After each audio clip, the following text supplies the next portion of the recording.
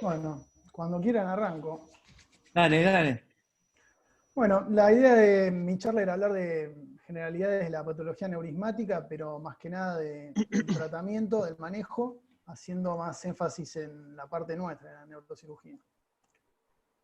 Como todos sabemos, los aneurismas son dilataciones adquiridas de una arteria por degeneración de las capas de la pared, fundamentalmente de la muscular, y se originan generalmente en sitios de bifurcación o en la pared lateral a nivel de la emergencia de una rama. Según su forma, podemos tener saculares y no saculares. Según el tamaño, decimos que son gigantes cuando son mayores de 24 milímetros. Y tienen la particularidad que suelen tener paredes gruesas o trombosadas. Y los tipo blister, que son pequeños y con paredes finas. Y ambos tienen sus particularidades a la hora del tratamiento. Y respecto a la etiología, pueden ser espontáneos, que son los más frecuentes, o también secundarios a trauma, inflamación, infección. Tiene una prevalencia de alrededor de un 3,2% y un tercio suelen tener aneurismas múltiples. La de promedio es alrededor de los 50 años y hay una ligera predominancia en mujeres. Son más frecuentes, francamente, en la circulación anterior y tiene una tasa anual de ruptura global de alrededor de un 0,6 o un 1,3%. Y siempre tener en cuenta que cuando se rompen están asociados con una alta mortalidad y una alta también morbilidad en los que sobreviven.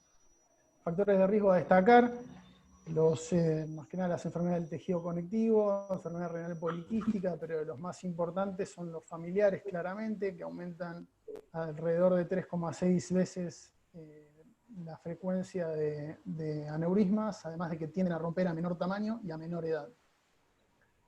Y pasando más al tema principal, las modalidades de tratamiento con las que contamos son la observación sin ningún tipo de tratamiento, las modalidades de tratamiento endovascular y las microquirúrgicas, que son más que nada técnicas de reconstrucción con clip y técnicas de bypass. Estas estadísticas son del grupo de Ellingham Sheckard de la Universidad de Washington, que ya tienen varios años, pero más que nada para mostrar que en un centro de alto volumen se dividen más o menos un 50 y un 50%, tanto para aneurismas no rotos como rotos. Aunque bueno, teniendo en cuenta que en esta época no estaban popularizados todavía los diursores de flujo. Y ya pasando a hablar de los aneurismas incidentales, en este caso siempre tenemos que hacer un balance entre lo que es el riesgo de ruptura y el riesgo inherente del tratamiento. De modo arbitrario, podemos decir que un aneurisma que tiene menos de un 1% de riesgo de ruptura no tiene sentido tratarlo, lo mismo que sería inaceptable un riesgo quirúrgico mayor al 50%. Así que ahora voy a hacer un repaso de la literatura al respecto. Este trabajo ya tiene bastantes años, pero fue un trabajo muy importante, prospectivo de cohortes, multicéntrico, que tuvo muchas críticas por fallas metodológicas y sesgos que tendieron a minimizar el riesgo de ruptura, pero sí llegaron a ver algunas cosas importantes, más que nada hay cosas que ya damos por sentado, como que el riesgo aumenta con el tamaño y que el riesgo es mayor en el circuito posterior, además de que el riesgo quirúrgico también aumenta con el tamaño y que en el territorio posterior la cirugía tiene más complicaciones. Y en menores de 50 años son los mejores candidatos quirúrgicos. Este trabajo de Japón, más nuevo, multicéntrico también, llegaron a las mismas conclusiones respecto al tamaño, pero es de destacar que ellos también vieron que los aneurismas de la comunicante anterior y la comunicante posterior tenían mayor riesgo de ruptura, al igual que aquellos de morfología irregular. También existen múltiples trabajos que correlacionan la forma del aneurisma con el riesgo de ruptura, pero para destacar solo algunas de ellas, el tamaño, como dijimos anteriormente, los aneurismas que son muy altos con respecto a su ancho, como podemos ver acá, los aneurismas que tienen una relación domo-cuello también muy pronunciada, y los que tienen un ángulo de entrada abierto. El ángulo de entrada sería el ángulo que forma el eje del vaso con el eje del aneurisma. Y otros factores de riesgo de ruptura que tenemos que tener en cuenta, los generales, la hipertensión, el tabaquismo, la etnia, las enfermedades del colágeno, y más que nada los antecedentes familiares y los antecedentes de hemorragia subaracnoidea previa en el mismo paciente. El score de fases es un score utilizado en algunos centros que básicamente resume todos los factores de riesgo que dijimos antes, aunque también tiende a minimizar el riesgo de ruptura según muchos expertos en el tema. Entonces, a modo de resumen, ¿cuándo habría que tratar un aneurisma incidental? Cuando el tamaño es mayor a 7 milímetros o crece, cuando tiene historia de hemorragia subaracnoidea previa el paciente o tienen historia familiar, cuando están localizados en el circuito posterior, en la comunicante anterior o comunicante posterior, cuando son irregulares en la morfología, y no olvidar los factores generales. Este algoritmo, que resume todo lo anteriormente dicho, nosotros los recientes lo usamos muchos y es muy interesante. Y se encuentra en este trabajo que, si para los que no lo leyeron, que seguramente muchos lo leyeron, está bueno porque resume el manejo de múltiples patologías vasculares. Pasando a la hemorragia subaracnoidea aneurismática, vamos a repasar más que nada los trabajos que comparan el tratamiento con coils contra clip. El ISAT fue el primero que empezó a vivir las aguas en este tema. También es un estudio prospectivo randomizado, multicéntrico, solo en centros de Europa. Y ya al ver que inicialmente incluyeron alrededor de 10.000 pacientes, solo se randomizaron 2.000, vemos una de las primeras y más importantes fallas de este trabajo, que es que se hizo una selección demasiado acotada de los pacientes. La gran mayoría eran pacientes con buen grado, una escala de ranking menor a 2, con aneurismas menores a 10 milímetros y generalmente del territorio anterior, por lo cual muchos autores opinan que es difícil generalizar los resultados de este trabajo. Lo mismo también dejaba muchas dudas respecto a lo que era la experiencia de los grupos de microcirugía, ya que tenían llamativamente muy malos resultados y no estaban aparte controlados con angiografía posoperatoria. Mientras que el tratamiento endovascular se concentró en muy pocos centros. Pero bueno, de todas formas ellos lo que vieron es que el tratamiento endovascular reducía el riesgo de muerte o dependencia en un 7,4%, y lo cual se mantuvo en las sucesivas publicaciones hasta 10 años, e incluso más, 18 el último. En respuesta a la gente del Barrow de Estados Unidos hizo su propio trabajo prospectivo randomizado. Como sabemos, en este caso no hay dudas respecto a la experiencia tanto del grupo endovascular como del grupo microquirúrgico, e incluyó 500 pacientes que, a diferencia del otro trabajo, fueron randomizados previo al diagnóstico causal. Por eso solamente de esos 500 se analizaron 471, porque el resto no tenían patología aneurismática. También acá llama la atención el gran grado de crossover de coil a clip, mientras que no de clip a coil, lo cual yo creo que habla de la versatilidad del tratamiento microquirúrgico. Y respecto a los resultados, ellos al año también vieron que el grupo endovascular tenía mejores resultados clínicos, pero al publicar el último trabajo, que fue este año, en febrero, vieron que ya no había diferencias significativas en cuanto a la escala de ranking modificada. La escala de ranking modificada mayor a 2 serían pacientes que no son autoválidos. Y ellos también vieron otra cosa que era interesante, es que un 20% de los pacientes tratados con coil tuvieron que tratarse nuevamente, mientras que los clipados solamente menos de un 1%.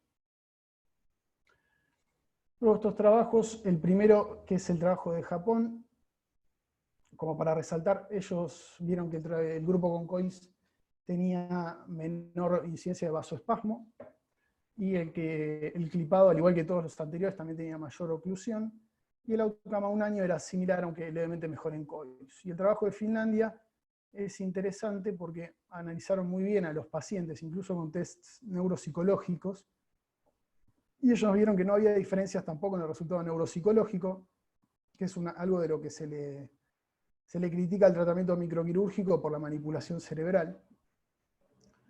Y ellos también vieron que los predictores de mal resultado eran, lógicamente, el peor Hantig-Hest al ingreso y el mayor tamaño, pero también los pacientes que tenían vasoespasmo o que requerían un shunt permanente en el posoperatorio.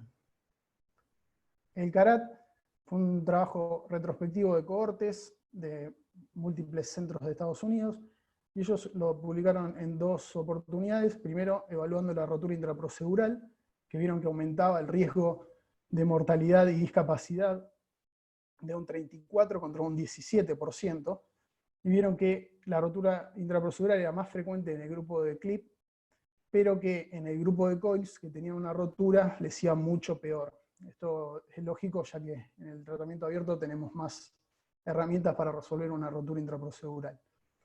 Y también publicaron respecto al resangrado, bueno, que la media se presenta a los 3 días, que ya lo sabemos, y que lógicamente se encuentra con una relación directa a la oclusión incompleta.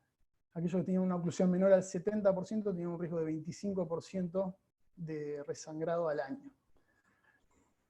Bien.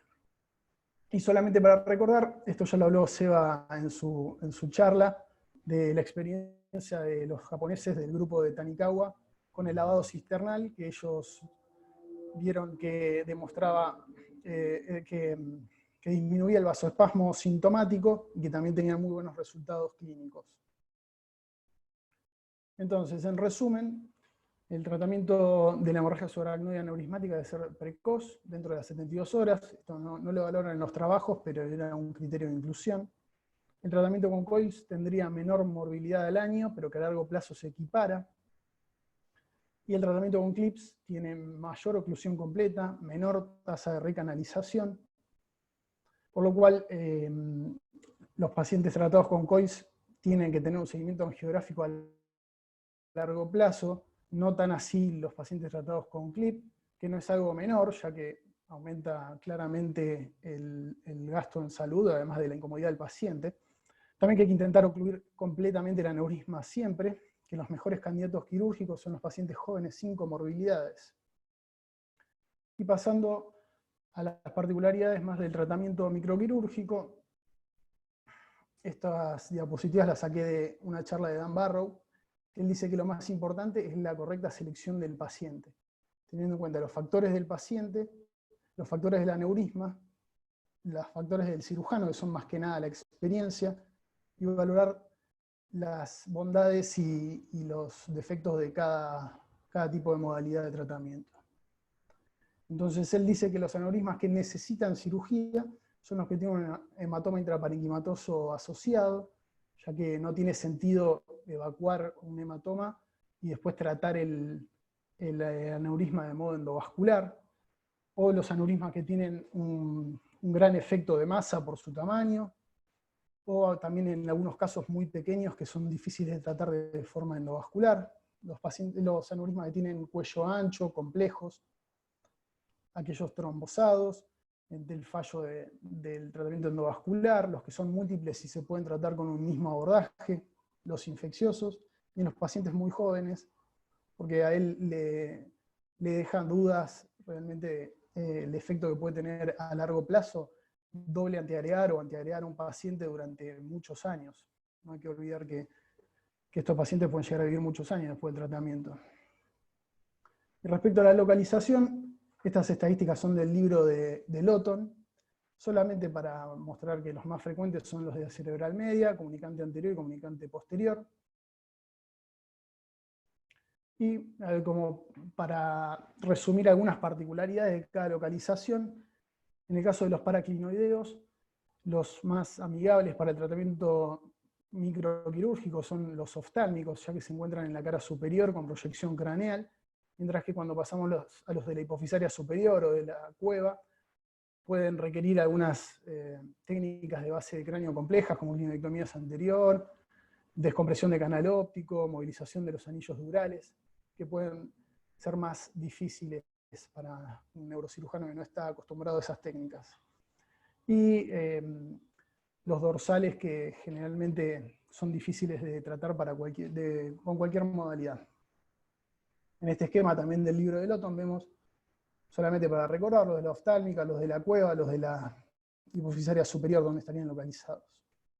Y este es un caso nuestro, con la angiografía, con reconstrucción digital, y finalmente la reconstrucción del angiotomo con los clips colocados.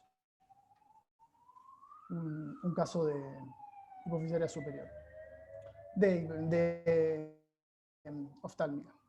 Después, yendo más distalmente en la carótida, los de la comunicante posterior, que son fáciles, suelen ser, según muchos autores, de primera elección la microcirugía, especialmente cuando se asocian con paresia del tercer par, ya que permiten la recuperación rápida. Y recordar que los que tienen una proyección inferolateral o posterior pueden tener mayor riesgo de rotura por adhesión al tercer par, al temporal o al tentorio. Los de la coroidea anterior suele originarse del cuello del aneurisma la coroidea, así que pueden ser difíciles de tratar también. Este esquema solamente para mostrar las posibles proyecciones del aneurisma con respecto al tentorio, que puede también aumentar la dificultad quirúrgica. Un caso nuestro también de la comunicante posterior, con la angiografía digital y la reconstrucción 3D, con la angiotomografía y el clip colocado. Los de la bifurcación carotidia suelen ser los más amigables para el tratamiento quirúrgico, aquellos que tienen proyección anterior, ya que permiten mejor visualización de las lentículas estriadas. Realmente las perforantes se originan de la cara posterior y medial a este nivel. Acá también podemos ver la angiografía y la angiotomo con el clip colocado. Luego los de la cerebral media suelen ser los que tienen más frecuentemente indicación de clipado, ya que son relativamente superficiales con un acceso atraumático. Suelen tener también un cuello ancho, lo que dificulta el tratamiento endovascular, y pueden tener morfologías complejas. Solamente este esquema para mostrar las posibles proyecciones. Y un caso nuestro, con la angiografía digital, y la angiotomo con el clip colocado. Los de la cerebral anterior, más que nada los de la comunicante anterior, ya habló Guillermo también en su charla, y muy claramente, pero solamente recordar que en esta zona hay múltiples perforantes, puede requerir una retracción importante del frontal y resección del giro recto incluso, y es necesario reconocer ambas A1, A2, Heubner, frontopolares y órbitos frontales. Y los que tienen proyección posterior son los más difíciles. Este esquema también del libro de Lotton para mostrar las posibles proyecciones, y una angiografía digital de un paciente nuestro también, de la comunicante anterior, y la angiotomografía posoperatoria con el clip colocado. Los de circuito posterior ya raramente se tratan de forma abierta, suelen quedar para el tratamiento quirúrgico algunos de la pica o la ICA que sean distales, o en algunos casos de morfologías muy complejas que haya que hacer técnicas de bypass más que nada para revascularización. Muy esquemáticamente, los abordajes que usamos en estos casos, el terional, ejemplo para todo lo que es carótida cerebral media y comunicante anterior. El deleilado terional es fundamental para expandir los ángulos de visión y de trabajo. El órbito cigomático, que no se utiliza tanto, más que nada para los casos que se hacen clipados de aneurisma del tope de la basilar, o grandes y complejos de la comunicante anterior, pero puede tener mayor tasa de complicaciones, como fístulas de líquido cefalorraquídeo, asimetrías faciales, daño del nervio óptico y del frontal. El subfrontal, más que nada para aneurisma de la comunicante anterior, el interhemisférico para los de la pericallosa, o el far lateral para los de la pica. También de forma resumida, el proceso de clipado.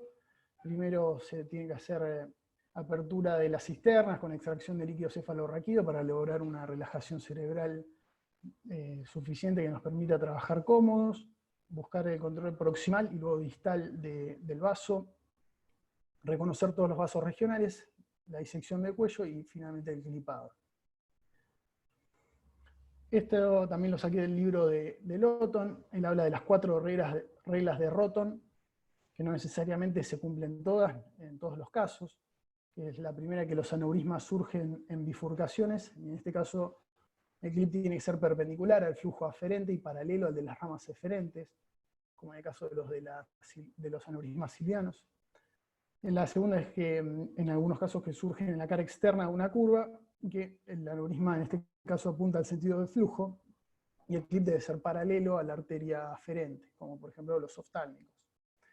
Y el último es que los aneurismas tienen una serie de perforantes asociadas, y el clip debería ser paralelo a la línea de las perforantes a lo largo del cuello, como en las de la comunicante anterior, por ejemplo. Y ya hablando de las técnicas en sí, recordar que lo simple generalmente es lo mejor, pero existen múltiples formas de reconstruir los vasos a la hora de clipar un aneurisma. Por ejemplo, en esta técnica que fue popularizada por Drake, utilizando un clip fenestrado para cerrar la porción distal, y luego la colocación en tándem de otro clip para cerrar la porción proximal con la fenestra. O la utilización de clips fenestrados angulados en tándem también, para aneurismas que se proyectan contrarios al cirujano. Esta técnica fue popularizada por Tsushita, como por ejemplo los de la carótida interna en la cara media, los de la hipofisaria superior. Los tubos de fenestración para reconstruir arterias aferentes o ramas, la reconstrucción de aneurismas trombosados o con coils que tengan que ser evacuados, aunque es técnicamente dificultosa, ya que se requiere un control proximal y distal completo y movilización de las perforantes. Las técnicas de bypass, a modo muy resumido, suelen indicarse para reemplazo de ramas aferentes o eferentes, cuando no pueden ser preservadas, o en algunos casos también de modo preventivo, si uno espera tener que hacer un clipado transitorio muy prolongado. Y los objetivos son eliminar completamente el aneurisma, prevenir el stroke postoperatorio y prevenir complicaciones a largo plazo de la arteria aferente, como el aumento de incidencia de stroke, aumento de aneurismas relacionados con el flujo, o una reserva cerebrovascular disminuida. Y pueden ser de tipo local o in situ, que son preferibles, ya que son más anatómicos, pero tienen un mayor riesgo, ya que se pone en riesgo una rama sana. O extra intracraneales de bajo flujo, utilizando la temporal superficial o la occipital, o de alto flujo usando un injerto de arteria radial o de vena safena. Estas son las estadísticas nuestras, históricas, muy resumida. 83 aneurismas rotos y 156 selectivos. Los más frecuentes la cerebral media, comunicante posterior y comunicante anterior. Y unos casos para mostrar. El primero es una mujer de 53 años que tuvo diagnóstico incidental de aneurismas oftálmicos bilaterales y un ampollar hipofisario derecho, que tenía un examen físico normal, y se cliparon en el 2017 el lado derecho y el 2017 el lado izquierdo, y actualmente tiene un examen físico normal también. Ahí se ve la angiotomografía con los clips.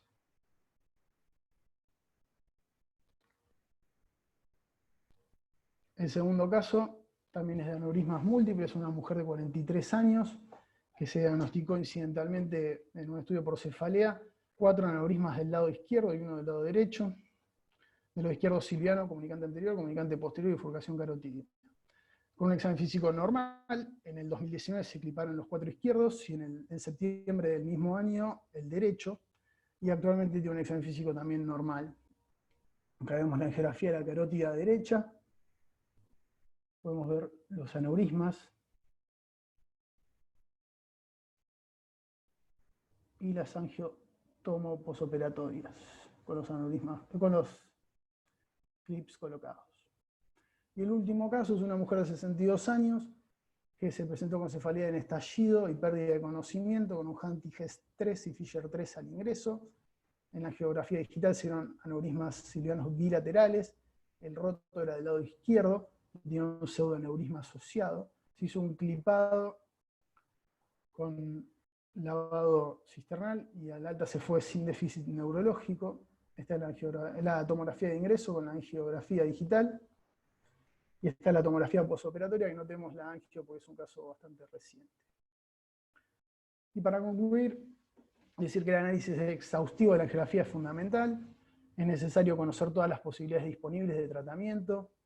La correcta selección del paciente es esencial para hacer una indicación individualizada. Y la microcirugía tiene un rol fundamental en el tratamiento de esta patología. Y este lema, que también es de Dan Barrow, que la cirugía no es mínimamente invasiva, pero debe ser mínimamente disruptiva. Leave no traces. Muchas gracias.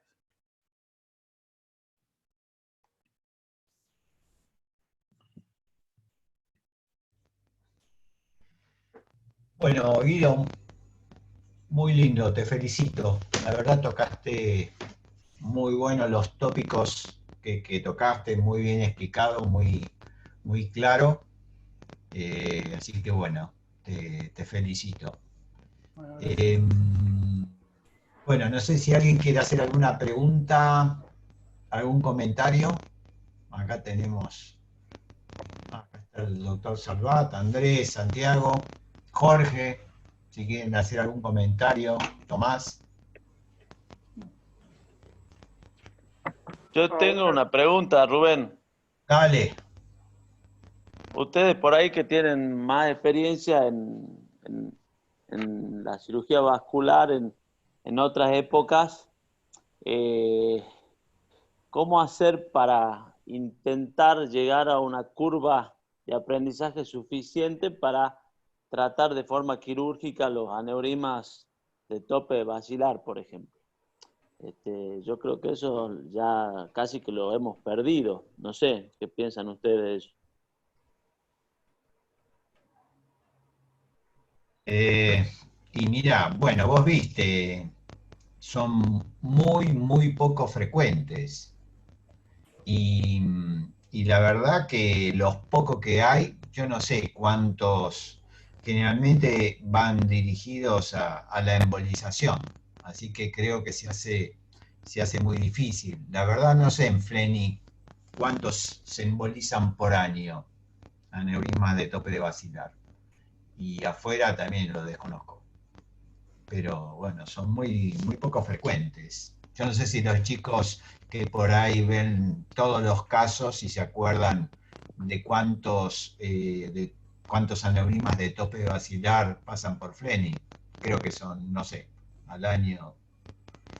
No sé si vos, Guido, tenés alguna idea. No recuerdo, la verdad. No son muy frecuentes tampoco. La verdad, muy poco frecuente. Y en general, bueno, van todos para el lado de la embolización. Así que, creo que se hace difícil, por lo menos acá en Argentina. Yo creo que Salvat, eh, bueno, por un lado tiene más experiencia que por ahí que Obvio. nosotros, y, y el del tope de la basilar, bueno, ustedes saben si es bien alto, si está intermedio, y se puede abordar por vía subtemporal como hacía Drake, o si no abriendo el valle, pero evidentemente, bueno, hay que tener manejo de esa zona.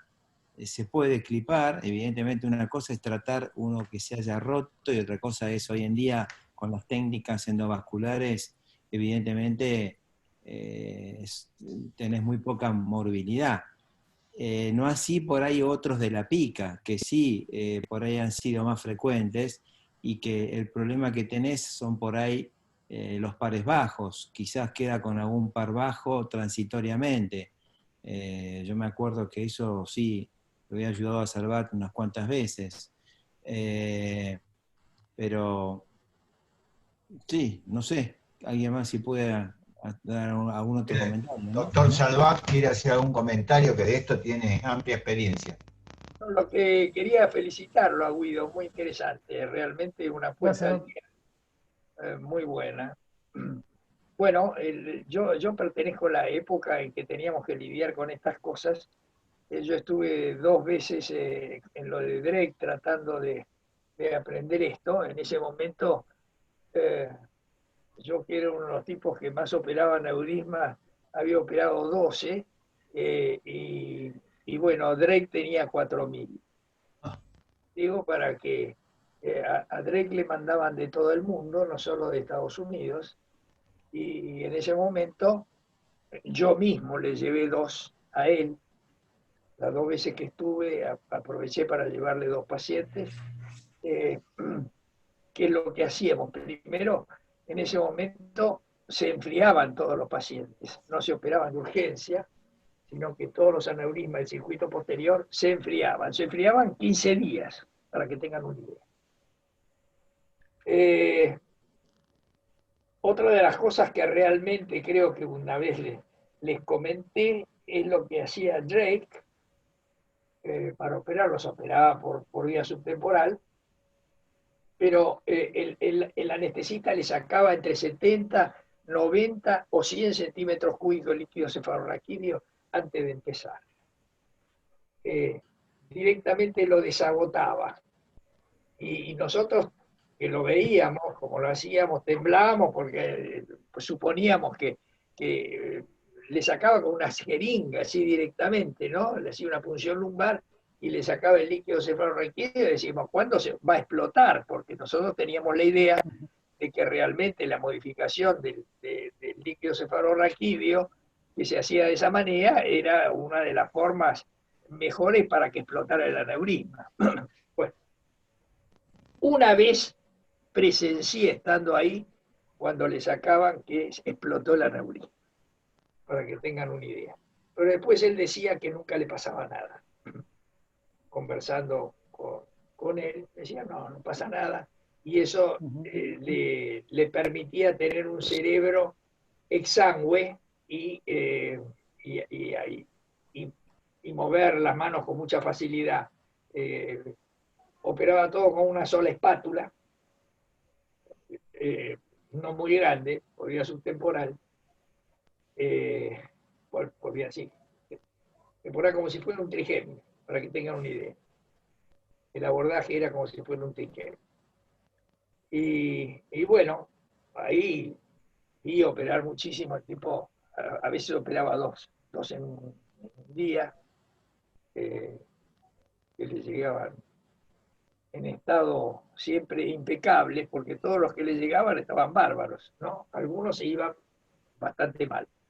Pero en general, el tipo era un fenómeno y bueno, lo resolvía con una tranquilidad y una facilidad que a mí me parecía asombrosa, ¿no?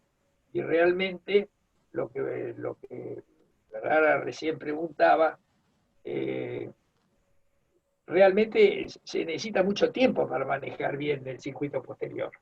No es una cosa que uno pueda mirarlos, estudiarlos y resolverlo, porque se necesita la experiencia para el circuito posterior, no es como el circuito anterior. Nada que ver, sobre todo los topes de basilar, ¿no? Los otros son más sencillos. Así que, bueno, por eso creo de que ahora todo el mundo directamente lo manda a embolizar, porque adquirir la suficiente manualidad como para estudiar un circuito posterior es complicado. Ahora, eso es un problema, porque hay muchas veces que los aneurismas del circuito posterior no pueden ser resueltos por embolización, porque no puede ser. Y entonces es obligatorio operarlos. Y ahí viene el problema. Cuando los enfermos no pueden ser embolizados y necesitan ser operados y no hay nadie que los pueda operar. Y eso es un problema real. Por eso sería bueno que mi amigo Rubén, que maneja tan bien los aneurismas, y yo lo he visto, realmente es un placer verlo operar, Deje de embolizar.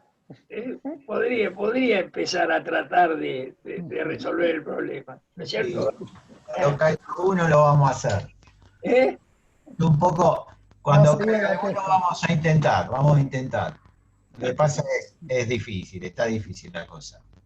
Sí, y otro tema es cuando se rompe. Yo me acuerdo, Salvat, que operamos una chica joven en el San Cristóbal, se rompió un aneurisma gigante de la vertebral y después de estar peludeando no sé cuánto tiempo, salió bien y después volvió a resangrar a los 10 días y no sé, y se murió.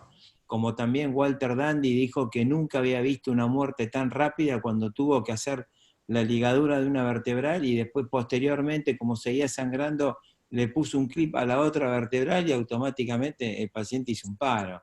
Pero yo creo que hoy en día, con la combinación es que vos podés poner un balón, frenás la hemorragia y uno tiene un mejor conocimiento, ¿viste?, de todos los circuitos. Sí, es cuestión de tener la práctica, pero siempre es lo mismo. ¿Cuánto vos le decís de morbilidad y mortalidad y cuánto le dice el endovascular, el especialista en endovascular, ¿no? Sí. Pero yo creo que lo de la pica tendríamos que operarlos a todos. La pica es un aneurisma bastante amigable, ¿no? Con Sí, nosotros, sí, con los es neurocirujanos. amigable y realmente teniendo la práctica que vos tenés, yo he operado unos cuantos, largos. Y lo Y otro que uno por ahí o sea, suele ver, es la típica copita de champagne, que los aneurismas del tope de la basilar, con el pasaje del tiempo, se sigue agrandando el saco y se sigue viendo resto de cuello permeable. Eso lo hemos visto en todas las series tanto de Pedro Lilic, como de Leme, como seguramente Silvia, o Ferrari, o todos, ¿no? Así que, bueno, evidentemente, si uno tiene la manualidad, hay que practicar, sí, hay que tenerla. porque realmente la embolización para los de la topo labial no es una solución, es una solución transitoria. Lo que vos decís es verdad. Si vos en los controles posteriores vuelven a tener un cuello cada vez más grande, ¿es cierto? Es un tema muy complicado, muy complejo. Sí, Tanto es así que a veces hay que embolizarlo varias veces. sí, sí, sí. Sí, incluso algunas veces se transforman en monstruos, ¿no?